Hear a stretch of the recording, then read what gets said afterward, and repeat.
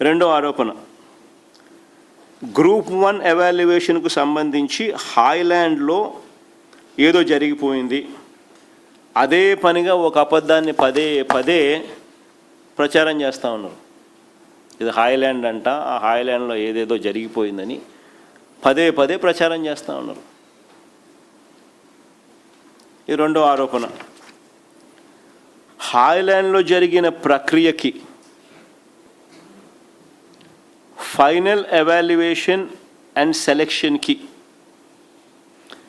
ఏ విధంగానూ బేరింగ్ లేదు అని అఫీషియల్ డాక్యుమెంట్స్ చాలా స్పష్టంగా చెప్తా ఉన్నాయి. చంద్రబాబు ప్రభుత్వమే, మళ్ళీ చెప్తా ఉన్నాను, చంద్రబాబు ప్రభుత్వమే నవంబర్ 11న 2025లో హైకోర్టుకు సమర్పించిన అఫిడవిట్ కూడా ఒకసారి చూద్దాం. ఇది చంద్రబాబు నాయుడు గవర్నమెంట్ 14/11/2025 ఆయన ప్రభుత్వమే, ఆయన అధికారులు కోర్టుకు సమర్పించిన అఫిడవిట్లో క్లాస్ నెంబర్ 15 ఒకసారి చూడండి. I submit that the manual evaluation camp was conducted in 3 camps, among them 2 in the premises of APPSC and other at SRR and CVR College. Highland ledu. The entire evaluation was conducted under CCTV surveillance by the evaluators deputed from different universities, and the staff of the commission also worked as camp officers, assistant camp officers and scrutinizers. After completion of the said process, interviews were conducted and selections were finalized as per due procedure. దాని అర్థం ఏంటి? దాని అర్థం clear కట్గా ఒకటి, digital evaluation అనేది లేదు అనేది పక్కకి వెళ్ళిపోయింది, పక్కన పెట్టేసినారు. తర్వాత మాన్యువల్ ఎవాల్యుయేషన్ ఆధారంగానే చేసినారు అనేది క్లియర్గా ఎస్టాబ్లిష్ అవుతూ ఉంది. ప్లస్ హాయ్లాండ్ అనేది టాపిక్కే కాదు, అప్రస్తుతం. Manual evaluation was conducted in the premises of APPSC and other at SRR and CVR college అని క్లియర్గా రాసినారు. సో హాయ్లాండ్ అప్రస్తుతమే, డిజిటల్ ఎవాల్యుయేషన్ అప్రస్తుతమే. ప్రస్తుతం ఏమిటి అని అంటే మాన్యువల్ ఎవాల్యుయేషన్ జరిగిందని, డ్యూ ప్రాసెస్ ఫాలో అయినారని, మాన్యువల్ ఎవాల్యుయేషన్లో కూడా CCTV కెమెరాలు పెట్టి మరీ చేసినారని. ఆ మాన్యువల్ ఎవాల్యుయేషన్ కూడా APPSCలోనూ SRR అండ్ CVR కాలేజెస్లోనూ జరిగినాయి అనేది ప్రస్తుతం. సో మిగతావన్నీ అప్రస్తుతం. ఇక మూడో పాయింట్, జవాబు పత్రాల్లో ఏదో ట్యాంపరింగ్ జరిగిందని. జవాబు పత్రాల్లో ఎలాంటి ట్యాంపరింగ్ జరగలేదని. అది నేను ఇక్కడ ఈ పాయింట్కి పోకముందు ఇంకో పాయింట్ చెప్తాను. CCTV ఫుటేజీలు పెట్టి ఏకంగా చేసినారు. CCTV ఫుటేజ్ సర్వేలెన్స్తో ఈ మాన్యువల్ ఎవాల్యుయేషన్ జరిగింది. నేను అడుగుతాను, ఇంతకుముందు చంద్రబాబు నాయుడు ఎప్పుడైనా చేయించినాడు? చంద్రబాబు నాయుడు గతంలో జరిగిన APPSC ఎగ్జామ్స్లో 2016లో చేసినాడు, 2017లో చేసినాడు. ఆయన CCTVలు ఉన్నాయి ఎక్కడన్నా? నేను అడుగుతా ఉన్నా.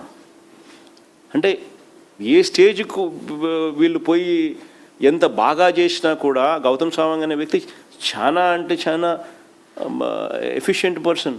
వీళ్ళంతా IAS, వీళ్ళంతా IPS ఆఫీసర్లు, వీళ్ళంతా ఏ ఊరికే ఎలా టప్ప మనుషులుగా అడిషనల్ డీజీలు ఈ లెవెల్ మనుషులు అందరు వీళ్ళంతా.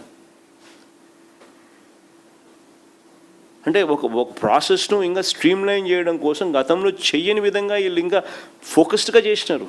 CCTV ఫుటేజీలు పెట్టి ఇంకా రకరకాల. చంద్రబాబు నాయుడు గతంలో జరిగిన APPSC పరీక్షల్లో కూడా CCTVలు లేవు. ఇన్ని వాస్తవాలు. ఈ మాన్యువల్ ఎవాల్యుయేషన్ క్యాంప్స్లో ఏ క్యాంపులో ఉన్నది చెప్పండి CCTV ఫుటేజ్, CCTV సర్వేలెన్స్? ఎప్పుడు జరగల. ఓకే, మూడో పాయింట్, జవాబు పత్రాల్లో ఏదో ట్యాంపరింగ్ జరిగిందని.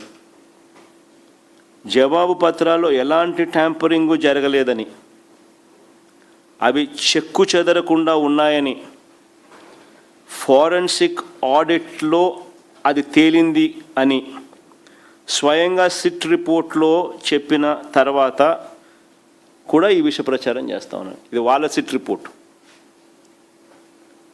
The SIT investigation revealed no evidence of alteration or substitution of the original answer scripts, and the reported barcode mismatches appear to be attributable to human error during handling or technical errors in the scanning indexing process. As the handwriting remained consistent with the scanned copies and the CFSL ante Central Forensic Science Laboratories, Forensic Science Laboratory అది CFSL examination detected no discrepancy. ఎలాంటి ట్యాంపరింగు జరగలేదు అని ఏకంగా CFSL central forensic science laboratory ధృవీకరించిందని కూడా సిట్లో రాసినారు. మరి ఎందుకు ఈ విషయ ప్రచారం చేస్తూ ఉన్నారని అడుగుతా ఉన్నా. కేవలం అబ్బ కొడుకుని కాపాడుకునే దానికోసం, అంతకని ఇంకా వేరేదేమి నాకు కనపడ్డం. ఏ ఇంటర్వ్యూలో ఏ బోర్డు మెంబర్ ఉన్నారో కూడా తెలియకుండా జంబ్లింగ్ పాటించారు. అంత పగడ్బందీగా ఎంపిక జరిగింది. ఇప్పుడు చంద్రబాబు నాయుడు ఏం చేసినాడు తెలుసా, దీన్ని పక్కన పడేసినాడు. చంద్రబాబు నాయుడు ఏం చేసినాడు అది కూడా అందరికీ తెలియాలి. చంద్రబాబు నాయుడు దీన్ని పక్కన పడేసి మళ్ళీ ఒకే ఇంటర్వ్యూ బోర్డును చంద్రబాబు నాయుడు తీసుకొచ్చినాడు. మళ్ళీ పాత పద్ధతి అంటే ఒకరే సివిల్ సర్వీసెస్ అధికారి, 24 మంది మా ప్రభుత్వ హయాంలో, ఇప్పుడు ఒకరు. అసలు మా ప్రభుత్వానికి ఈ ప్రభుత్వానికి తేడా ఎంత ఉంది అని చెప్పడానికి నిజంగా మా హయాంలో 130,000 మంది ఉద్యోగాలు ఇచ్చిన గ్రామ సచివాలయాల్లో ఎక్కడైనా ఒక్క కంప్లైంట్ వచ్చిందని అడుగుతా ఉన్నా.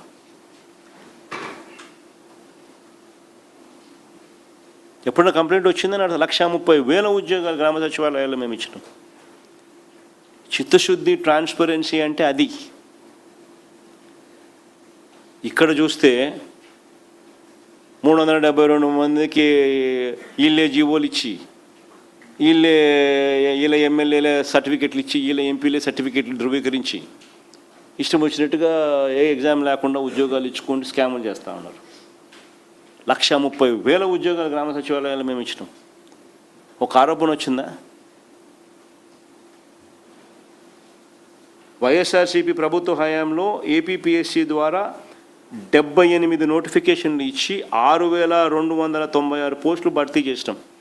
ఎక్కడైనా ఒక్క కాంట్రవర్సీ అన్న వచ్చిందని అడుగుతా ఉన్నా. మా హయాంలో వైఎస్ఆర్సీపీ 78 నోటిఫికేషన్లు ఇచ్చి 6,296 పోస్టులు ఇచ్చి భర్తీ చేసినాం. ఎక్కడా కూడా విభేదాలు లేవు, ఎక్కడా కూడా వివాదాలు లేవు, కాంట్రవర్సీస్ ఎక్కడా లేవు. మేము ఇచ్చిన దాంట్లో 7 నోటిఫికేషన్ చంద్రబాబు పెండింగ్లో పెట్టినాడు, మరో 2 రద్దు చేశాడు. ఇది చంద్రబాబు నాయుడు గారికి నిరుద్యోగుల మీద ఉన్న ప్రేమ.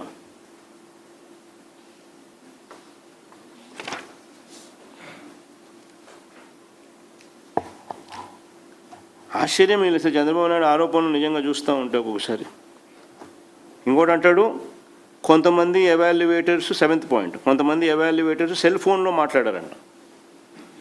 ఎవాల్యుయేటర్స్ సెల్ ఫోన్లో మాట్లాడారంట, ఇవి సీసీ కెమెరాల్లో కనిపించాయంట. అసలు నేను అడుగుతాను, అసలు బుద్ధి జ్ఞానం ఉందా చంద్రబాబు నాయుడు నీకు అని చెప్పి అడుగుతా ఉన్నా. అసలు పేపర్ ఎవరిది అనేది ఎవరికి తెలియదు, బార్ కోడ్ ఉంటుంది, అసలు క్యాండిడేట్ పేరు కూడా ఉండదు. ఎవడి పేపర్ ఎవరు కరెక్ట్ చేస్తున్నారు అని మరి ఏం మాట్లాడుతున్నాడు ఈ మనిషి?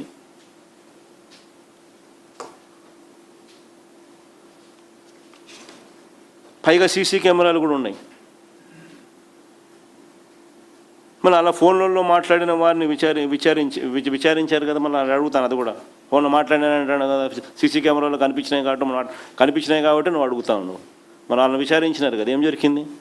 వాళ్ళు ఏమైనా చెప్పినారా?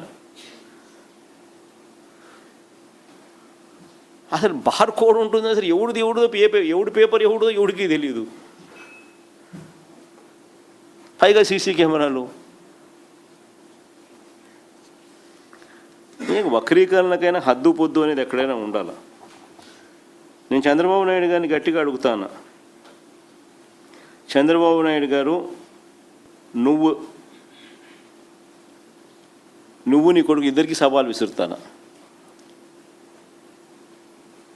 ఈ డిఎస్సి మా హయాంలో జరిగిన నువ్వు ఆరోపణలు చేస్తావు, ఆ డిఎస్సి రెండు సిబిఐకి మేము రెడీ. మేము తప్పు చేయలేదు కాబట్టి నేను రెడీ అంటాను. మేము రెడీ అంటాను, నువ్వు రెడీనా? ఛాలెంజ్. చంద్రబాబు నాయుడు గట్టిగా అడుగుతాను, ఆయన కొడుకుని ఇద్దరిని.